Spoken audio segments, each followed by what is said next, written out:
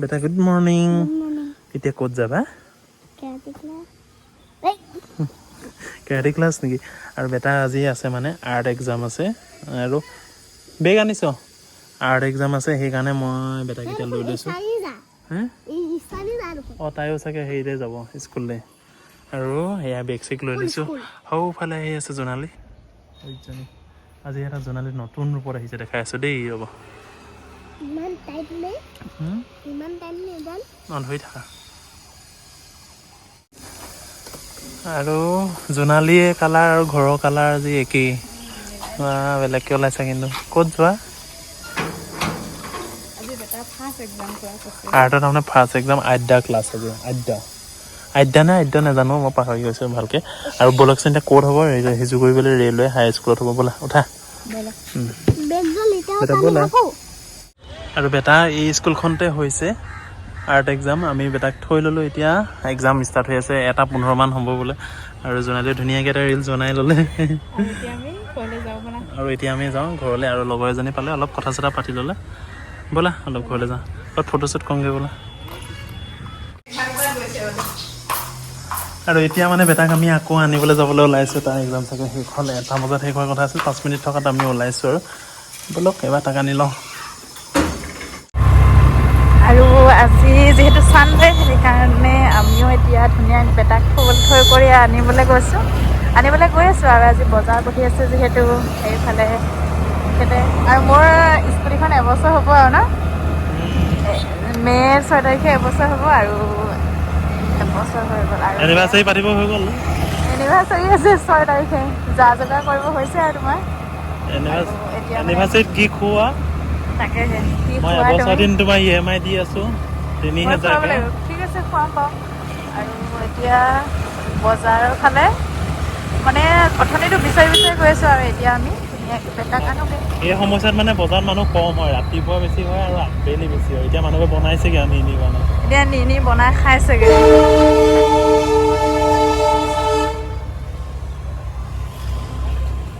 তেতিয়া বেটাক আনি লওঁ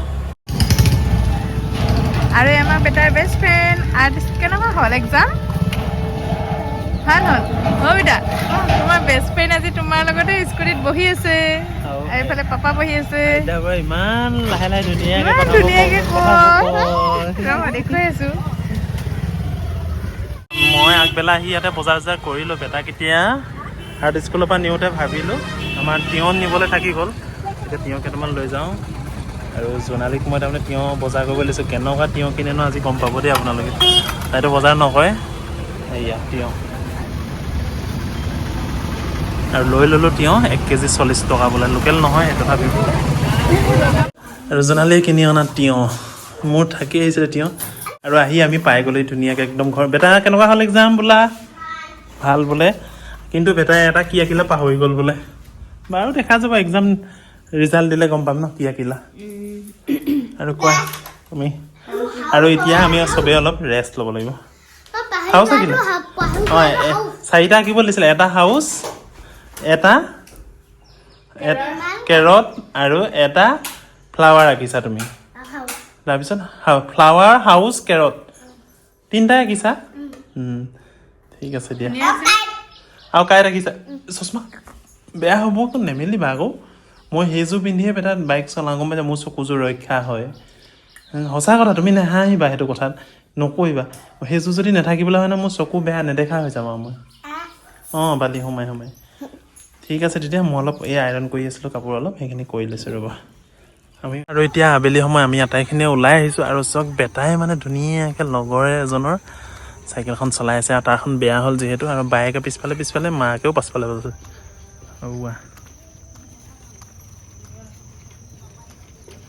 আৰু যেতিয়া মানে বেটা চাইকেলখন থাকে নহয় সি তাৰখন একদম যি জোৰে চলাব আৰু এতিয়া লোকৰ চাইকেলখনে মানে সি একদম চলাই হেঁপাহ পলোৱা নাই আৰু তাকো আনি দিব লগা হৈছে আৰু এতিয়া আমি তাৰ পাছে এনেই খোজকাঢ়ি আছোঁ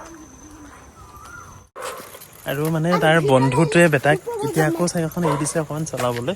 তেওঁ ধুনীয়াকৈ চলাই আছে আৰু এইফালে মাক